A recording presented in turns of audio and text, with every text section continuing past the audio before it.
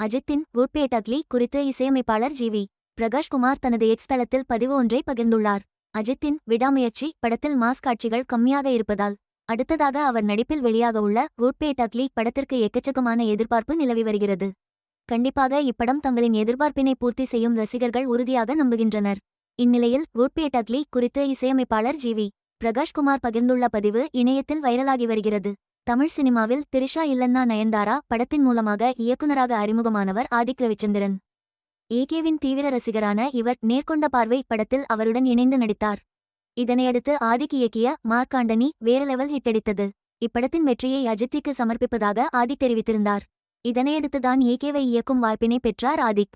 இவர்களது காம்போவில் குட் பே டக்லி உருவாகியுள்ளது. Maithri movies makers நிறுவனம் இப்படத்தினை தயாரித்துள்ளது. ஏகேவின் தரமான பேன்பாய் சம்பவமாக இப்படம் உருவாகி இருக்கும் என கூறப்படுகிறது. அத்துடன் இந்த படத்தில் உடல் எடையை குறைத்து ஸ்லிம் லுக்கிலும் மாஸ் கெட்டப்பிலும் நடித்துள்ளார் அஜித். இதனால் ரசிகர்களுக்கு இப்படத்தின் மீது எக்கச்சக்கமான எதிர்பார்ப்பு நிலவி வருகிறது. இந்நிலையில் குட் பே டக்லி படத்து இசைப்பணிகளை துவங்கியுள்ளதாக ஜி.வி. பிரகாஷ்குமார் தனது எக்ஸ் தளத்தில் பதிவு ஒன்றை பகிர்ந்துள்ளார். அதில் மிகவும் ஸ்பெஷலான படத்திற்கு இசையமைக்கும் பணியை இன்று துவங்கியுள்ளேன். காட் பிளஸ் யூ 5 ஸ்டார்ஸ் நாவ் என சூசகமாக பதிவிட்டுள்ளார். அவரின் இந்த பதிவு ஏகே ரசிகர்கள் மத்தியில் எக்கச்சக்கமான எதிர்பார்ப்பினை கிளப்பியுள்ளது. குட் பே டக்லி வரும் ஏப்ரல் 10ஆம் தேதி திரையரங்குகளில் ரிலீஸாக இருக்கிறது. இதனிடையில் கடந்த வாரம் வெளியாகியுள்ள அஜித்தின் விடாமுயற்சி கலவையான விமர்சனங்களை பெற்று வருகிறது.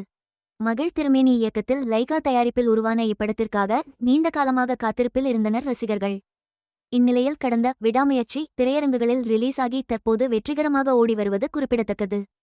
மேலும் இதுபோன்ற தகவல்களுக்கு நமது சேலை சப்ஸ்கிரைப் செய்யவும்.